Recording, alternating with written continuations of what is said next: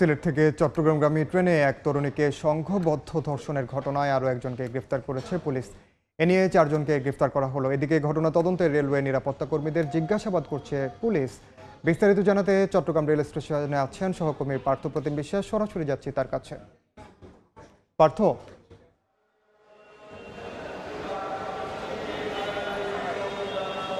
চলন্ত ট্রেনে তরুণী ধর্ষণের ঘটনায় এখনো পর্যন্ত 4 জনকে গ্রেফতার করা হয়েছে। এর মধ্যে 3 জনকে বুধবার সকালে এবং আরেকজন রাসেল যে পলাতক অবস্থায় ছিল তাকে কিন্তু আজকে ভোর রাতে নোয়াখালী থেকে গ্রেফতার করা হয়েছে এবং তাদের 7 দিনের রিমান্ড চাওয়া হয়েছে এবং তাদের সবাইকে কিন্তু আদালতে প্রেরণ করা হয়েছে। মূলত রেলওয়ে পুলিশ এবং রেল কর্তৃপক্ষ মিলেই কিন্তু এই তদন্তের কাজটি করছে এবং আমার পিছনে আমরা দেখতে পাচ্ছি সেদিন মঙ্গলবার উদয়ন এক্সপ্রেসের চট্টগ্রামের উদ্দেশ্যে যে উদয়ন এক্সপ্রেস ছেড়ে আসছিল সেই ট্রেনে যারা দায়িত্বে ছিল, বিশেষ করে জিআরপি পুলিশ থেকে শুরু করে চালক থেকে শুরু করে বা ট্রেনের গার্ড থেকে শুরু করে যারা দায়িত্বে ছিল তাদের সবাইকেই কিন্তু আজকে জিজ্ঞাসাবাদ করা হচ্ছে। বিভাগীয় পরিবহন কর্মকর্তা এই জিজ্ঞাসাবাদের নেতৃত্ব দিচ্ছে। আমরা দেখছি ঠিক তারা 10:30 থেকে 11টার মধ্যেই কিন্তু এই চট্টগ্রাম রেল স্টেশনে এসেছেন সবাই।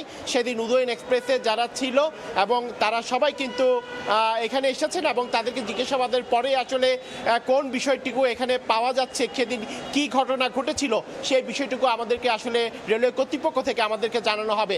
তবে বলে রাখি, মঙ্গলবার কিন্তু সিলেট থেকে 10:30টায় উদয়ন এক্সপ্রেস ট্রেনটি ছেড়ে আসে এবং মধ্যরাতেই কিন্তু সেই ট্রেনেই চলন্ত ট্রেনে এক তরুণীকে ধর্ষণ করে এবং ট্রেনে যে ক্যাটারিং সার্ভিসটি ছিল সেই ক্যাটারিং সার্ভিসের 4 কর্মকর্তা ছিল, 4 জন কর্মচারী ছিল।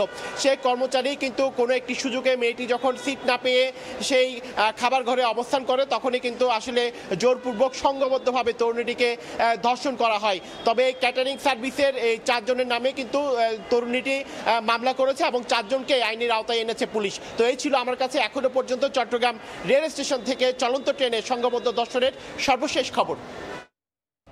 সরাসরি যুক্ত ছিলাম চট্টগ্রামে।